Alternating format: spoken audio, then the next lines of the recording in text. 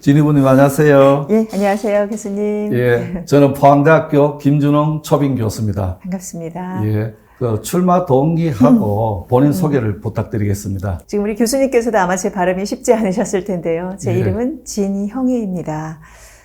제가 71년도에 태어났는데 저희 아버지가 그해 제가 7월에 태어났는데 저를 8월에 데리고 이제 포항으로 내려오셔서 이 포스코 거의 첫 창립 멤버로 쭉 근무하시고 정년 퇴임을 하셨습니다. 그래서 저는 저희 아버지 덕에 포항으로 내려와서 대학에 들어가기 전까지 20년 동안 쭉 포항에서 모든 학교를 다닌 유치원부터 초중고 다 포항에서 다닌 이제 그런 포항과의 인연을 가지고 있습니다. 예. 그리고 지금은 그 이후에 대학에 들어가서 99년도에 제가 사법시험을 합격을 했고요. 예. 그리고 23년 차, 올해로 이제 24년 차 되나요? 24년 차 법조인이자 변호사로서 지금껏 활동을 해오고 있는 아들 세대 3등의 엄마입니다. 아, 예. 애국자시네. 출마 동기는 어떻게 되십니까? 예. 제가 사실 이제 변호사로서, 이제 변호사라는 직업이 아무래도 이제 법과 가장 가까운 직업이다 보니까, 예. 이제 변호사로서 많은 이제 활동을 해오면서 사실은 정말 또 법 자체를 바꾸거나 또 새로운 법이 필요하거나 그런 경우들이 참 많았어요. 그래서 제가 많이 이제 국회에 입법 청원도 하러 다니기도 하고, 또 제가 담당하고 있었던 이제 어떤 이 아동학대, 또 여성에 대한 그 소외된 여성 계층들, 또 어떤 경력 단절 여성들에 대한 어떤 이 지위, 또 이 부분에 대한 이 새로운 법이 필요할 때마다 제가 국회 입법 청원을 하러 열심히 국회를 드나들었습니다. 근데 이제 그러다 보니까 제가 정말 좋은 법이라는 게 우리 현실에서 꼭 필요한 법을 제가 직접 한번 이 청원을 하는 것만이 아니라 그런 법을 한번 직접 제정을 해서 또 우리 사회를 좀 더 현실적인 우리 필요한 법을 만들어 보고자 하는 그런 새로운 의지와 그런 일종의 욕심이 생겼다고 할까요? 그런 부분이 있었던 것이고요. 또 개인적으로는 제가 아까 처음에 말씀드렸던 제가 아들 셋을 키우고 있는 3등의 엄마입니다. 근데 요새 제가 우리 대한민국의 정치에 대해서 많은 분들이 좀 비난도 하시고 질타도 하시고 그럼에도 불구하고 또 끈을 놓지 못하시기도 하잖아요. 그래서 저는 저희 아이들이 커야 하는 우리 대한민국의 정치는 지금의 우리 국민들이 안타까워하시고 또는 질타를 하시는 그 대한민국의 어떤 정치 수준보다는 조금 더 나은 이 대한민국 정치를 우리 아이들이 커나가야 할 대한민국 미래에는 그런 정치가 좀 더 자리 잡았으면 좋겠다 하는 그런 개인적인 소신과 생각으로 제가 이번에 포항시 남구 그리고 울릉군 국회의원 예비후보로 도전을 하게 됐습니다. 예. 그러니까 어떤 사회적으로 유익한 법을 만들고 싶고 또 아이들이 잘 살 수 있는 미래를 위해서 그런 법을 만들고자 출마를 동기하셨다. 네, 맞습니다. 그 이제 우리 유권자들이 상당히 궁금해하는 거는요. 네. 또 우리 후보님들의 어떤 우리 포항의 비전이라든지 또 지역의 발전에 대해서 많이 관심이 있잖아요.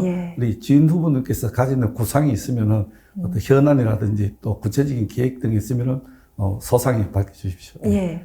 사실은 제가 이제 이 예비 후보로서 이번에 이제 많은 분들을 거리에서나 식당에서나 또 여러 가지 이제 행사 모임에서 만나 뵈었을 때 가장 안타까웠던 것이 사실은 제 이름을 알리고 그분들에게 제가 누군지를 알리는데 급급해서 사실은 이렇게 정책에 대해서 제가 왜 이 포항에서 어떤 것을 하고자 하는지 이 부분에 대해서 말씀을 드릴 기회가 상대적으로 거의 없었는데 정말 이번에 이 기회를 갖게 돼서 일단 너무 감사합니다. 네, 일단 제가 우리 포항에 제가 가지고 있는 큰 정책, 소위 공약이라고 하는 거는 총 5가지로 제가 지금 준비를 하고 있습니다. 앞서 말씀드린 것처럼 저희 아버지가 이제 포스코에 71년도 거의 설립 초기부터 쭉 정년 퇴임으로 근무를 하셔서 저는 자연스럽게 이 포스코에 관련된 어떤 교육적인 문화적 혜택을 많이 받고 큰 편입니다. 그러다 보는데 문제는 이 포스코가 우리 포항에 가지고 있는 어떤 위상, 이 부분에 대해서 지금 제가 이제 이 포항과 이 포스코 이 관련돼서 제가 이제 당연히 그에 대한 정말 공약을 고민해 보지 않을 수가 없었는데요. 바로 첫 번째 저의 공약은, 지금 현재 포스코가 탄소를 배출할 수밖에 없는 그런 소위 석탄을 떼서 철광석을 녹여서 그 철을 생산을 하는 것을 수소를, 즉 탄소를 발생하는 철광석에 대한 석탄을 떼는 게 아니라 수소를 넣어서 철을 만드는 수소 환원 제철이라는 정말 미래에 아주 획기적인 그런 기술이 있습니다. 그런 제철소로 우리 포스코를 탈바꿈하게 하는데 여기에서 중앙 정부의 지원이 정말 절실한데 이것을 제가 꼭 해내겠다라는 것이 저의 첫 번째 이 정책입니다. 사실은 이 정책은 요새 우리 다 아시지만 이 지구 전체의 기후 위기에 대한 경각심은 아마 모두 다 가지고 계실 거고 지금 그에 대해서 정말 다들 이 걱정들을 하시는데 사실은 포스코가 배출하는 탄소 배출량이 우리 대한민국이 가지고 있는 거의 전체의 10%에 달합니다. 어마어마한 숫자죠. 그러니까 이것은 지금 포스코가 단순히 그냥 새로운 수소 환원 제철로 바꾸는 것이 한 기업의 모습의 문제가 아니라 우리 전 대한민국과 나아가서 이제 우리 전 지구에 우리가 엄청나게 큰 노력을 해야 되는 그 부분에 아주 큰 진일보된 그 다음의 미래에 아주 큰 역할을 하는 것이 인 것이죠. 근데 문제는 이 포스코가 하고자 하는 이 수소 환원 제철이라는 것이 한 기업만이 할 수 있는 정도 수준이 아니라는 것이기 때문에 제가 이번에 이것을 중앙 정부의 전폭적인 지지와 그리고 그것을 함께 할 수 있는 이 포항 시민들의 이 지지를 함께 이끌어내고자 하는 것이 저희 첫 번째 공약입니다. 근데 그렇게 포스코가 뭔가 이 포항과 또 중앙 정부의 지원을 받기 위해서 해야 되는 것이 있다면 또한 포스코의 반대급부도 있어야 되겠죠.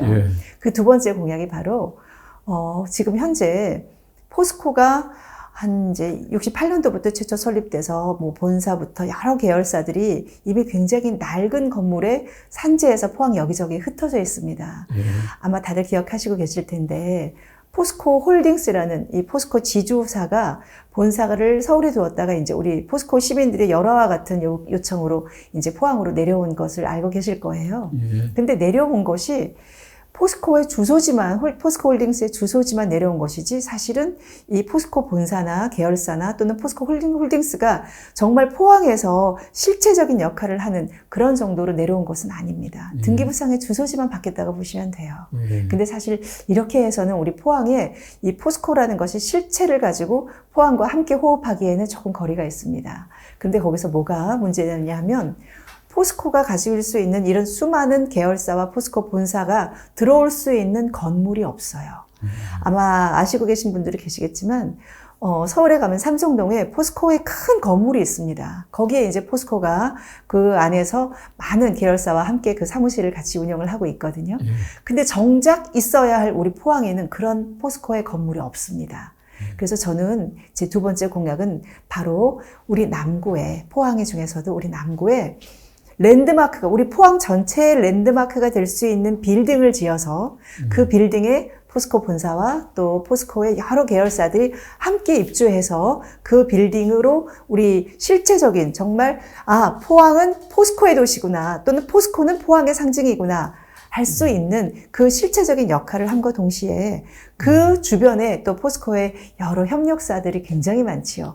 협력사들이 함께 포진을 하는 그 순간부터는 아마 우리 남구의 엄청난 좋은 일자리와 함께 노동력의 유입이 가능해지고 당연히 또 그렇게 되면 이 남구의 주거 환경과 상권도 엄청나게 발전을 할 것입니다. 그래서 저는 이 우리 포항 남구의 포스코와 포스코 계열사 그리고 그 이외 모든 여타 좋은 기업들이 함께 들어올 수 있는 포항을 상징하는 랜드마크 빌딩을 건축을 하고 그 랜드마크 빌딩에 포항이 직접 우리가 그 혜택을 누릴 수 있는 주거 환경 또 엄청난 상권에 대한 호재가 될 수 있는 그런 이 랜드마크 빌딩을 건립하겠다라는 것을 두 번째 저의 공약으로 하고 있습니다. 또 세 번째 정책은요, 바로 우리 포항 시민들이 지금 현재 전대미문의 상황에 한번 처해져 있는 게 바로 지진으로 인한 손해배상의 원고가 돼서 법정에 서야 되는 상황입니다.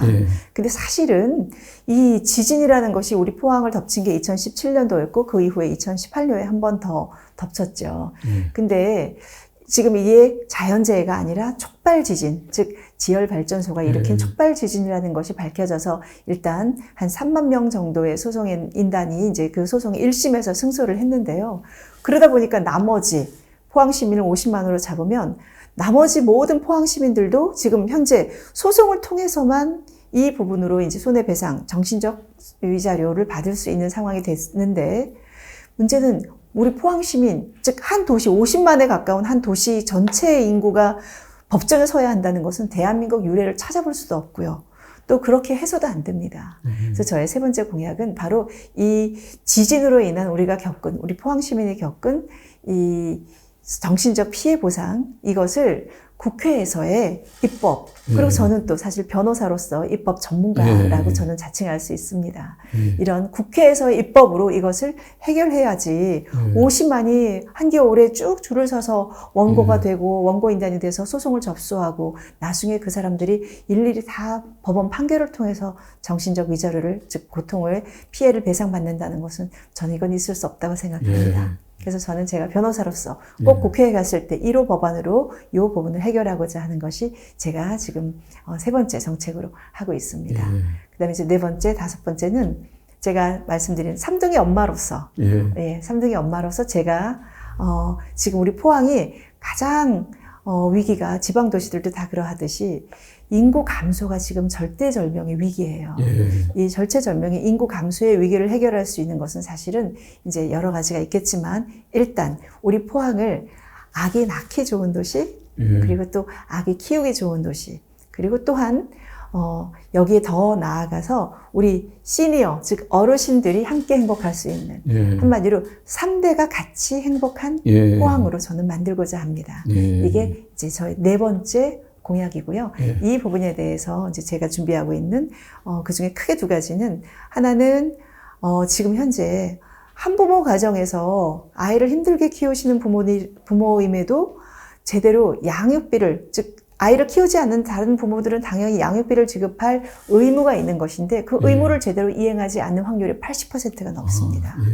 그래서 이분들이 자신들이 지급을 하지 않는다고 해서 애들이 안 크는 건 아니잖아요. 이럴 경우에 있어서 일단 국가가 그런 미지급된 양육비를 먼저 선지급하고, 그 다음에 국가는 힘과 권력과 강제력이 있잖아요. 그러면 그것을 원래 내야 하는 그 사람한테 어떤 식으로든 간에 구상을 행사하던 뭐 물리적인 방법을 동원해서든 받아내는, 즉 양육비를 선지급하는, 국가가 대납하게 하는 이 제도를 저는 지금 저희 이 포항에서 또 우리 전국적으로 실시하고자 하는 이 법안으로 꼭 저는 만들고자 하고요. 그 다음에 이제 어르신들이 사실은 우리 포항에 굉장히, 특히 남구는 북구에 비해서 약 20% 정도 어르신들이 더 많습니다. 근데 문제는 남구에는 북구에 있는 어떤 노인복지센터라고 이름 불리우는 노인복지회관이 없어요. 그래서 일단 우리 남구에 우리 시니어 분들을 위한 좋은 복합 문화 공간, 즉 복지와 함께 문화, 또 원하시는 것들을 함께 거기서 하실 수 있는 시니어 복지 문화센터를 건축할 것입니다. 그리고 각 동별로 한 2동에 하나 정도는 그런 이 지금 이제 시니어 분들이 함께 할 수 있는 작은 분소 형태로 우리 어르신들이 함께 행복한 포항, 즉 태어난 아이도 자라는 청소년도, 그리고 우리 시니어 어르신들도 그렇게 해서 함께 3대가 행복한 포항을 만드는 것이 또 저의 네 번째 공약입니다. 그래서 이제 마지막으로 다섯 번째 공약은 지금 이제 저희 남구가 굉장히 많은 좋은 학군의 인프라를 가지고 있는데, 남구를 보다 더, 특히 이제 오천 지역 같은 경우는 지금 인구가 5만 7천인데 고등학교가 하나밖에 없어요. 그러니까 이거는 굉장히 있을 수 없는 정도의 이 교육 인프라가 이렇게 떨어져서는 안 되거든요. 그래서 저는 이 오천 지역에 어떤 공립학교가 설립할 수 있는 기준이 되지 않는다고 하면 사립학교를 반드시 유치해서 우리 오천 지역에 있는 고등학교를 하나 더 만들고, 또 더 나아가서 우리 남구를 교육 발전 특구로 지정될 수 있도록 반드시 그것을 이끌어내고자 합니다. 그래서 저는 이 5가지가 제가 우리 포항의 우리 시민들에게 제가 함께 하고자 하는 5가지 공약으로 잘 준비하고 있습니다. 예. 간단히 요약하면 이제 첫 번째가 수소환원 제철, 그죠? 네, 중앙정부지고, 그 다음에 이제 우리 홀딩스, 이제 랜드마크 빌딩회가 현역사고 다 들어가, 그걸 통해 가지고 이제 뭐 상권 활성화도 하고 그렇게 되는 거고. 세 번째는 이제 우리 그 촉발 지진에 대해서 이제 국회 입법을 통해서 이제 일괄 이제 처리하도록 그렇게 하는 거죠. 입법으로 지진 피해 배상을 해결하는 것. 네 번째가 이제 3대가 잘 살 수 있는 그죠? 예. 예. 그 마지막에 있는 것이 이제 남구를 교육 발전 교육 발전을 위해서 이제 지정될 수 있도록 그것을 힘껏 뛰겠습니다. 그렇게 이해하면 되겠습니까? 예, 맞습니다. 예, 말씀을 잘 역시. 들었고요. 이제 그러면은 지금 이제 우리 진 후보께서 말씀하신 이 내용하고 다른 후보에 때 본인이 이제 차별화되는 거, 본인의 이제 이런 다른 후보에 이런 점이 차별된다, 공략이든지 아니면 본인의 어떤 능력 면에서 그런 것이 있으면은 이제 적극 말해 주십시오. 예. 일단은 제가 이번에 이제 남구가 거의 뭐 포항 역사상 유례 없을 정도의 많은 후보들이 지금 열심히 경쟁을 하고 있는데요. 그 중에서 여성 후보는 제가 유일하지 않겠습니까? 이 자체가 일단 저는 다른 후보들과의 큰 차별화를 된 상황이라고 일단 생각하고요. 일단 제가 아까도 말씀드렸지만 이 포항과 이 포스코는 사실은 서로 간에 서로를 상생하고 윈윈해야 되는 존재이지요. 그런데 사실은 이제 예전에 우리 60년대 포항의 이 인구가 5만이었다면 지금은 이제 50만이라는 이 대구 경북의 대구를 뺀 가장 큰 우리 포항의 위상은 대구 경북의 제1의 도시입니다. 그러니까 그 대구를 뺀 1의 도시인데 제가 그 포항과 이 포스코 간의 이 갈등이 언제부턴가 굉장히 좀 첨예하게 있고 오히려 상생을 해야 되는 관계인데도 서로 조금의 이 삐걱거림이 있다는 그런 이 얘기를 듣고 많이 안타까운 상황입니다. 근데 사실은 이거는 이제 이번에 아시겠지만 포스코의 회장이 바뀌었거든요. 그런 상황에서 정말 저는 사실은 포스코라는 그 교육문화재단에서의 혜택을 받고 자란 사람이고 또한 저는 포스코의 이 재단이기도 했지만 저는 그 전에 있어서 저는 포항이라는 즉 19년, 20년 동안 제가 포항에서 쭉 자란 포항의 딸입니다. 그런 상황에서 저는 제가 포스코와 포항 간의 이 가교의 역할 그리고 또 어떤 갈등에 있어서의 정말 제대로 잘할 수 있는 중재자의 역할은 저 진영애인 이 포스코의 또 포항의 이 딸이자 이 혜택을 받은 제가 가장 적임자인 역할을 잘 할 수 있을 거라고 생각하고요. 그리고 또한 말씀드린 것처럼 저는 3형제 어떻게 하다 보니까 아들만 셋인 엄마입니다. 그러다 보니까 지금 제가 말씀드린 어떤 아이 키우기 좋은 도시, 아이 낳기 좋은 도시는 사실은 다른 후보분들은 직접 본인이 그것을 경험해 보지 않았거나 지금도 하고 계시지 않을 수 있어요. 근데 저는 지금 저희 아이들이 중학교, 고등학교, 대학교입니다. 저에게 있어서의 양육은 지금도 현재 진행형이고 앞으로도 계속 되어 있는 상황이에요.